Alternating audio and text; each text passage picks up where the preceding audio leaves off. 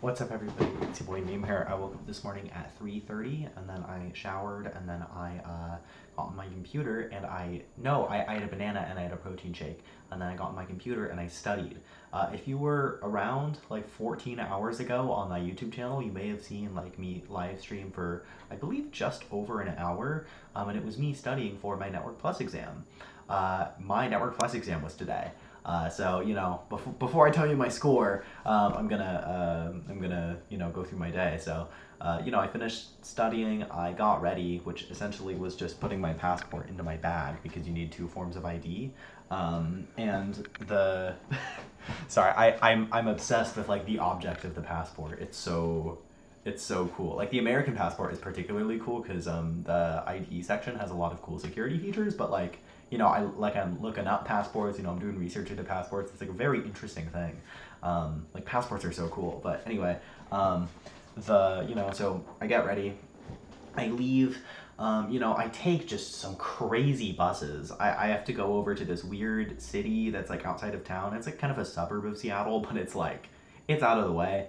I have to take these weird buses because I never go in this direction.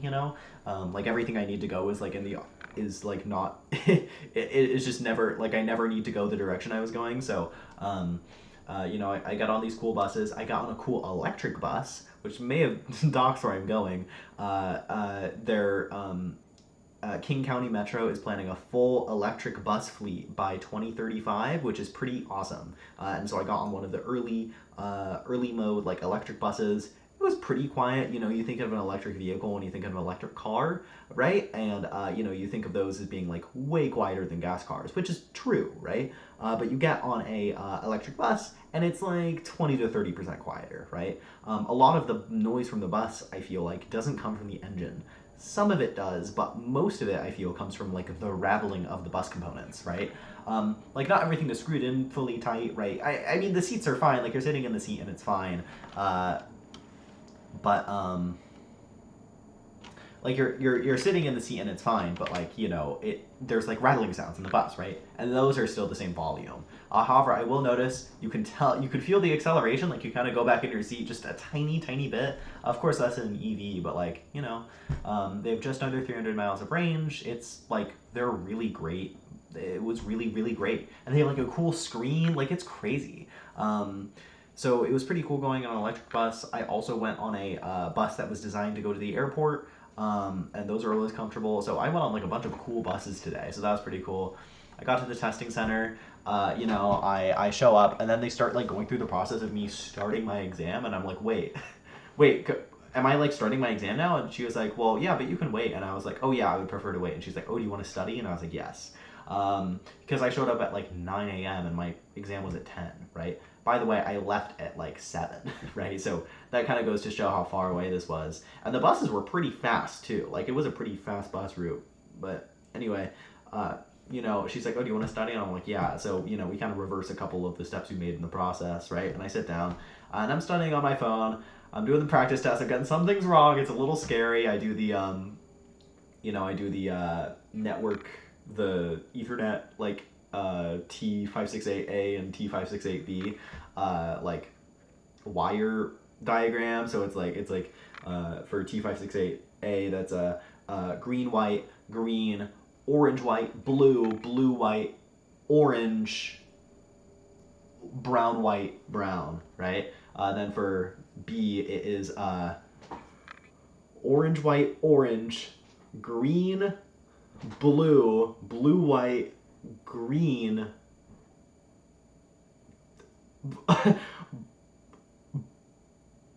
brown, white, brown.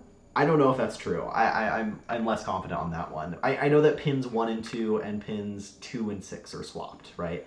But I can't really think about that in my head. Like I have to do it in the thing. But it was because I was told there would be a PBQ that might be where you might have to do this. I didn't experience this. That training didn't help at all. But it would have, and I'm happy I studied it. But and now I have it kind of memorized. But anyway, so I finished studying. They go through the process. I actually have to give him. You need two forms of ID to do the thing. And so I hand him my ID, and he's like, "Oh, you need to sign this, right? It's not valid until you sign it." So I didn't. I did notice there was a signature spot in the passport, but I was like, do people really do this? Like, I don't. I was gonna say something that I'm not gonna say, but I was like, do people really sign passports? And so, apparently you do, right? It's not valid until you sign it. So I signed my passport, right? And he's like, okay, cool, and I don't know. It's so I walk in, right? There's a bunch of people in the testing room, which is pretty weird because last time when I did my A plus exams, exam plural because it's core 1 and core 2, there were like 1 or 2 people in the testing room, but I walk in, all the seats are packed. I'm like, this is crazy. It's quiet in there. And the lady sits me down. She's like, there's noise canceling headphones. If you need help, just raise your hand. And here's your pen and paper, but you're not allowed to use it until you press start exam, right? And I'm like, okay. So I press next. I'm like, I'm gonna write some things down. I just write the I write the OSI model, so I do physical, data link, network, transport, session, presentation, application, right? So I write that down. Then I press start test. Maybe I shouldn't have done that. Maybe I shouldn't say that publicly, but I think it's fine if I write the OSI model down 30 seconds before my test starts. I don't think that's that big of a deal. I do the exam. There are 4 PPQs at the beginning. I skip those, right? So then I go to the practice, the multiple choice. I'm not feeling confident on the multiple choice questions. There's like some weird stuff. I don't know what's going on. It's like, I can't think of any of them in particular, but some of them are like very strange. And I've never ran into this type of question before. Luckily, there wasn't too much subnetting with CIDR, right? I'm pretty bad with CIDR notation broadly. Just inferring subnet masks from CIDR notation, or like the maximum, or like say they're like,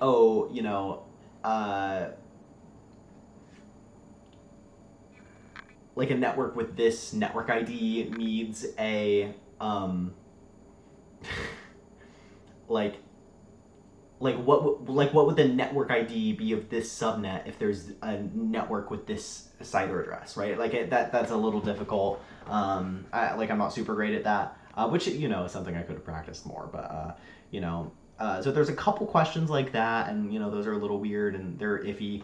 I'm not feeling super confident on the practice tests, on the practice questions. So I'm like, okay, I finish them up. I'm gonna be like, okay, hopefully I can make this up in the PPQs, because I'm pretty sure I kind of flubbed the practice question. So I go to the PPQs. It's bad, right? I look at them and I'm like, oh my god, right? And I only have like 30 minutes left, like 25 minutes left, and I'm like, oh my god, I have to do 4 of these PPQs. In like 4 minutes, bro, or in like 24 minutes, bro. And so I'm going through, and I'm like, man, there's this one where I have to go to there's like a core switch and 2 aggregation switches, and then like 2 computers connected to each, maybe a distribution switch or an access switch. There's a core switch. It's like a collapsed core, right? So there's a core, and then there's like access, right? So there's a core switch and there's 2 access switches, and then both of those access switches have 2 computers connected to them. And just through interacting with the switch, luckily there were help commands on the switches, because I didn't really memorize the Cisco syntax for interacting with the switches. But I click on these, it shows the command line interface, you do the help commands, it's like, okay, you can run, show, IP, ARP, you can do all these things, right?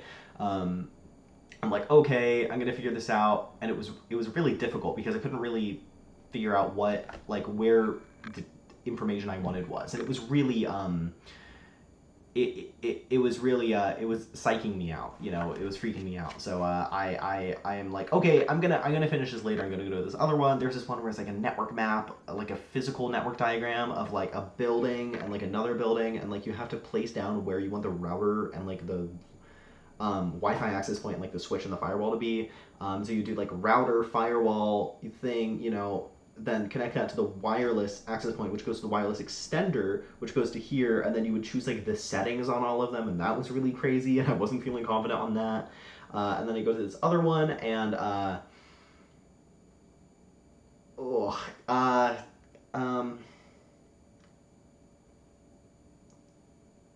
the other ones are really I'm at a loss for what the other ones were. I kind of forgot, honestly. Um, there was this one with like a table. I forget anything else about that, but those are the two PBQs I remember because they were crazy. And then I don't think I finished one of them. I just didn't finish one of them, which sucked, right? And I was like, so I do it until the time runs out. I'm working on these PBQs. The time runs out. The quiz is over, right? It's like, hey, do you want to do a survey? With the A+ exam, I was feeling really good. I was feeling really confident. Like when I was doing the A+ exam, like I loved CompTIA. I was like, man, I know I've got the certification. I'm gonna do this survey, right? Because I just love them so much, right?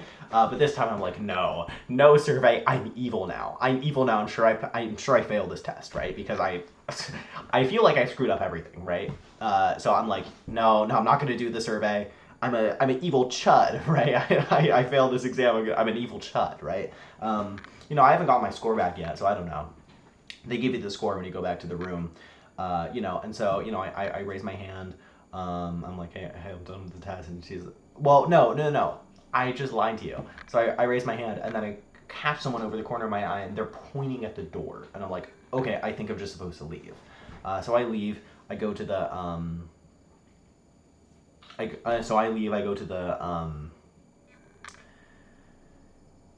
room, the waiting room, and then I get my stuff out of the locker because you're supposed to empty your pockets before you go to the place, which I did.